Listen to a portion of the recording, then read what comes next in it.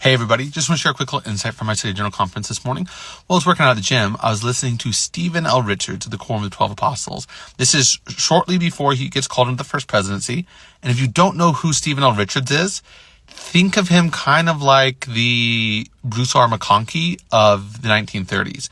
The dude lays the theological groundwork that a lot of our teachings today rely upon. Like, he was the very first one who articulated what a priesthood quorum was, and his definition of a priesthood quorum is still quoted by Elder Rasband today because it is clear, it is concise, and it is thorough. So Stephen L. Richards is one of the church theologians, and he gets up in General Conference and he talks about how thankful he is for testimony of God the Father and the fact that we are literally children of God. And then he talks about Jesus Christ and then Joseph Smith. And then he starts talking about the prophet. And he goes, Heber J. Grant is the rightful successor of Joseph Smith. He holds the priesthood keys. He is God's chosen and anointed servant to lead and guide the church today. And he's like, not only does he have the power and authority given to him by God and all that entails with that mantle, but he is one of the most fiercely honest and good men that he has ever met.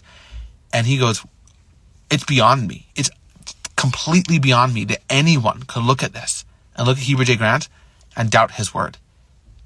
There is no one else on earth that we should have more confidence in than Heber J. Grant, let alone the fact that he's also the prophet. And he then urges people to follow the prophet and not to doubt. And I think this is so important because right now there's a growing trend in the church. I call it Protestant Mormonism. And quite simply, it is a faithless and feckless view of the prophet. If you listen to the church leaders, all of the church leaders encourage you to follow the prophet. Not a single time has a prophet said, don't follow me. They have said that if you are struggling, if you are unsure, then you should go to the Lord and ask this very specific question. It's not, is the prophet right or wrong? It is, ask the Lord for confirmation he is right.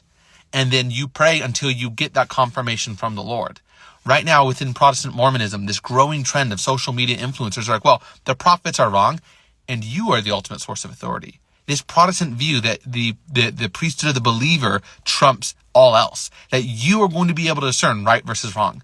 And I can tell you one thing, J. Reuben Clark, he talked about this. And he said that when we pick and choose, when the prophet is a prophet, when he's not, then we have become a false prophet and we will always lead ourselves astray. And so my encouragement today is to pray, to gain a testimony that President Nelson is the prophet, that he has the mantle, and that all the promises that he won't lead us astray are real, and then follow the prophet faithfully.